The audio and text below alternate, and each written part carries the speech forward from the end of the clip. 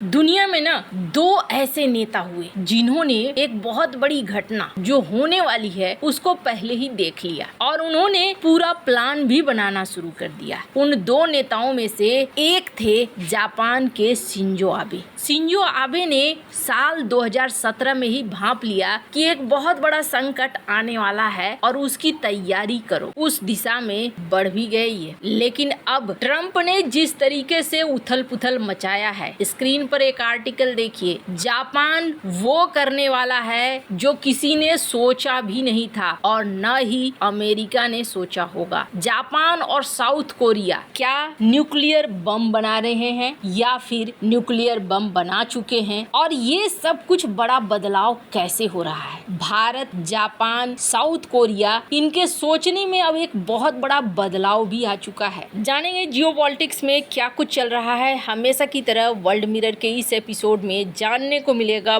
बहुत कुछ, इसलिए वीडियो को अंत तक जरूर देखिए। ये जो खबर है ना, इस खबर ने पूरी दुनिया को हैरान कर दिया है। क्यों हैरान किया है, इसके पीछे कारण समझिए। जब हिरोशिमा नागासाकी पर न्यूक्लियर हमला हुआ तब जापान में एक तबाही मची। 1,40,000 से 2 लाख लोग मारे गए और इसके बाद जनता में भी एक बवाल मचा और एक जापान ने 3 पॉइंट्स वाले एक ऐसे नियम को पारित कर लिया जो अपने लिए उनका सबसे बड़ा समस्या बना। और वो 3 नियम क्या थे कि जापान किसी न्यूक्लियर हथियार को नहीं बनाएगा, जापान किसी के न्यूक्लियर हथियार को अपने देश के अंदर तैनात नहीं करेगा और न ही किसी से खरीदेगा। मतलब इन्होंने न्यूक्लियर हथियारों को सीधे तौर पर ना कह दिया। ऐसी तबाही ही दिखी थी कि उस तबाही के बाद एक ऐसा जापान जो काफी आक्रामक था, उस जापान ने अपने रूप को बदल लिया और उंगली माल डाकू से साधु बन गया। लेकिन ये जियोपॉलिटिक्स है और चीजें यहाँ बदलती है। एक बड़ी पुरानी कहावत है, समर्थ को नहीं दोष गोसाई, जिसके पास ताकत है उसी के पास शक्ति है। और ये चीज ना साल 2017 में भांप चुके थे शिंजो आबे। स्क्रीन पर एक आर्टिकल देख रहे हैं। शिंजो आबे ने उस समय बड़ी कोशिश करी और सबसे पहले तो कहा कि नहीं जी, हम ना अपने जो संविधान है उसको ही बदलेंगे और वो बदलना बहुत ज्यादा जरूरी है। और उस समय कुछ इस तरीके के कार्टून पब्लिश होते थे कि जापान की मिलिट्री है काफी बड़ी, लेकिन इसके ऊपर ना एक बड़ा सा बंधन लगा हुआ है पैरों में। बंधन का नाम है पैसिफिस्ट चार्टर। ये जो इनके संविधान का बंधन लगा हुआ था, इस बंधन को ये तोड़ना चाहते थे। और शिंजो आबे ये कहते थे कि नहीं जी, हमें अपना मिलिट्री फिर से बनाना है और हमें अपनी सैन्य क्षमताओं को फिर से विकसित करना है। ये वो शख्स थे जिनको काफी विरोध का भी सामना करना पड़ा। उस समय लोगों ने कहा नहीं नहीं, हमारे संविधान में बदलाव मत करो। आर्टिकल में कुछ इस तरीके से छपते थे। चाइना उस समय ये कहता था कि नहीं, देख लो, जापान ये सब करके ना एक बार फिर से शीत युद्ध वाली स्थिति खड़ा करना चाहता है। शिंजो आबे ने क्वाड के बारे में भी सोचा कि हम साथ मिलकर लड़ेंगे, लेकिन किससे।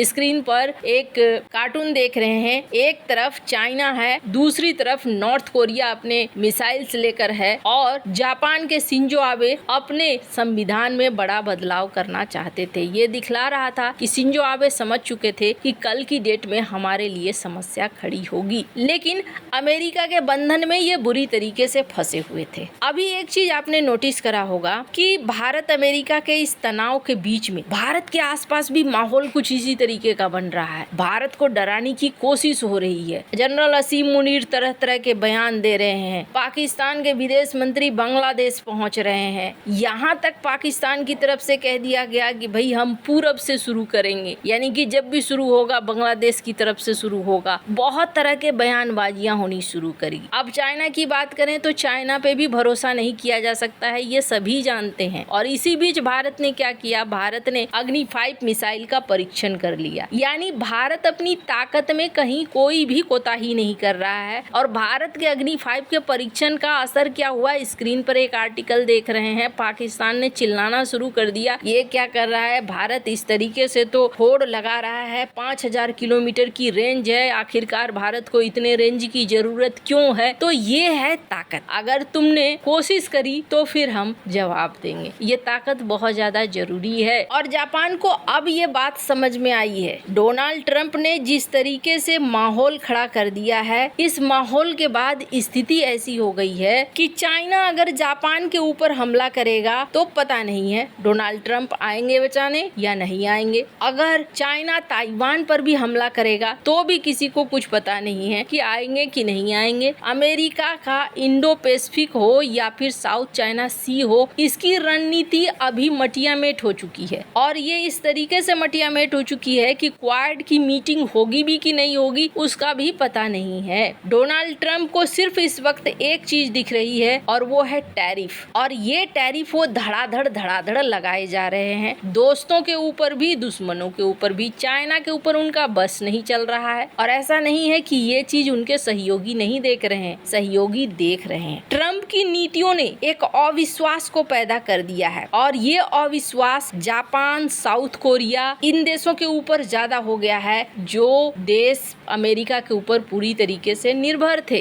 और इन देशों के अंदर ना अब एक महत्वपूर्ण बहस छिड़ी हुई है। हमने आपको अपनी एक खबर में बताया कि दक्षिण कोरिया के राष्ट्रपति जाने वाले हैं डोनाल्ड ट्रंप से मिलने के लिए, लेकिन वो पहले जापान पहुंचे हैं, जापान में मुलाकात कर रहे हैं। कौन सी खिचड़ी पक रही है दक्षिण कोरिया और जापान के बीच में? दोनों के बीच में एक बड़ी खिचड़ी पक रही है और इस खिचड़ी का असर देखने को मिलेगा। मैंने पहले भी कहा है कि जापान जिस दिन अपने में आ गया ना, उस दिन बहुत दिक्कत होगी। स्क्रीन पर एक आर्टिकल देख रहे हैं, जापान अब वो करना चाहता है जो किसी ने नहीं सोचा होगा। जापान अपनी प्रतिज्ञा को तोड़ना चाहता है और प्रतिज्ञा को तोड़कर न्यूक्लियर हथियार बनाना चाहता है या फिर न्यूक्लियर हथियारों की तैनाती करना चाहता है। और जापान के सांसद इस मामले में अब आगे बात कर रहे हैं। एक न्यूक्लियर शेयरिंग की भी बात हो रही है कि किसी दूसरे देश से आप न्यूक्लियर हथियारों को लाओ और अपने देश के अंदर तैनाती करो, अगर कभी जरूरत पड़े तो उसका इस्तेमाल करो। फिर ये भी बात आ रही है कि जापान अपने न्यूक्लियर हथियारों को बनाएगा। अब सवाल ये पैदा होता है, क्या जापान के पास इतनी क्षमता है? तो मैंने पहले भी कहा है, जापान को हल्के में लेना ये बहुत बड़ी मूर्खता होगी। टेक्निकल तौर पर ये